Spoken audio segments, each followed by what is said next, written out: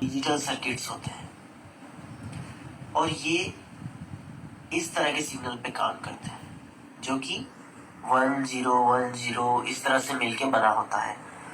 ये analogue signal यानी कि कुछ इस तरह का सिग्नल है, एनालॉग सिग्नल इस पर काम नहीं करते हैं और इनमें इनपुट और आउटपुट के बीच में एक रिलेशनशिप होता है जिसको हम बुलियन एक्सप्रेशन या बुलियन रिलेशनशिप बोलते हैं।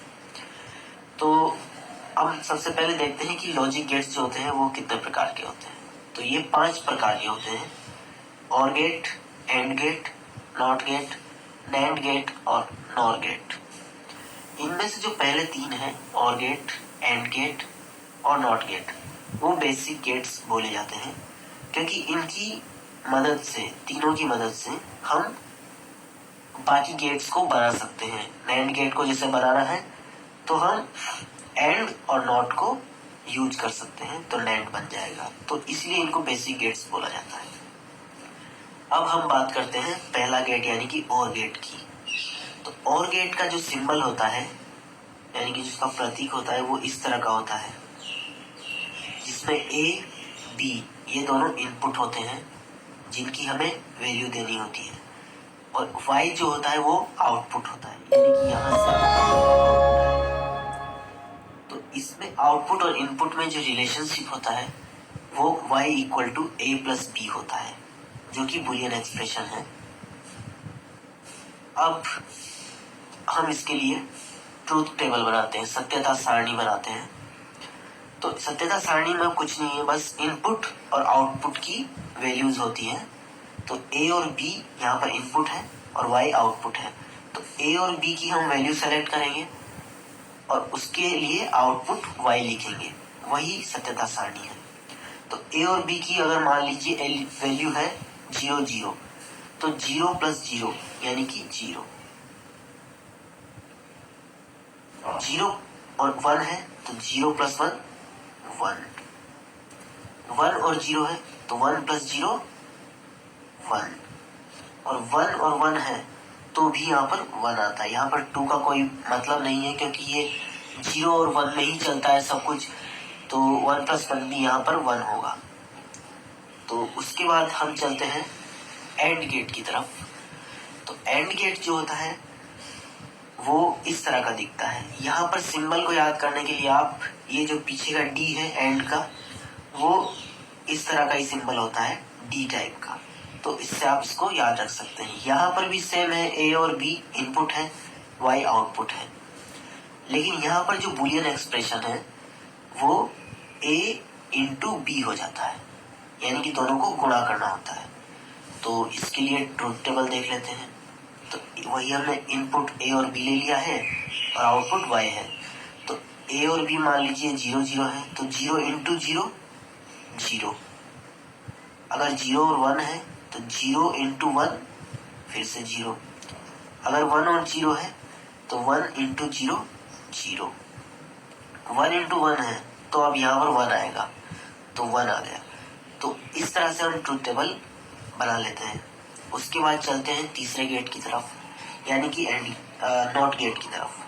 तो नॉट गेट जैसा कि नाम से ही पता चल रहा है उल्टा करना है, यानी कि ए जो है वो इनपुट है, y आउटपुट है, तो y जो होगा वो जो इनपुट होगा उसका उल्टा होगा, यानी कि 1 है तो 0 होगा और अगर 0 है तो 1 होगा। तो इसका सिंबल जो होता है वो कुछ इस तरह का होता है, जहाँ पर यहाँ पर आगे की तरफ ट्राइंगल में यहाँ पर एक गोला लगा हुआ है और इसका जो बुलियन एक्सप्रेशन है वो y equal to a dash, यानी कि a जो है उसका उल्टा करना है। अब इसकी ट्रूथ टेबल देखते हैं। ये इनपुट है a और आउटपुट है y। तो इनपुट अगर 0 होगा तो आउटपुट आपका 1 आएगा, यानी कि 0 का डैश यानी कि 1, और अगर 1 है तो 1 का डैश यानी कि 0। तो ये इसकी ट्रूथ टेबल भी हम लोगों ने बना ली। अब ये हुए बेसिक गेट्स। अब इसके बाद हम चलते हैं नैंड गेट की तरफ। तो ये जो गेट है वो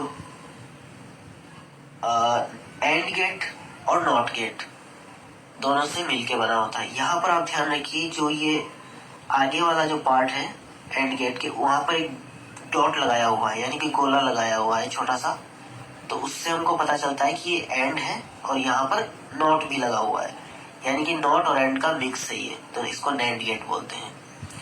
तो इसमें भी दो इनपुट होते हैं, ए और बी, और वाई होता है आउटपुट। इसका जो एक्सप्रेशन होता है y equal to a dot b का बार, यानी कि इसका उल्टा करना है। ए और बी का जो प्रोडक्ट आएगा उसका उल्टा करना है। तो यहाँ पर हम लोग ट्रूथ टेबल देखते हैं।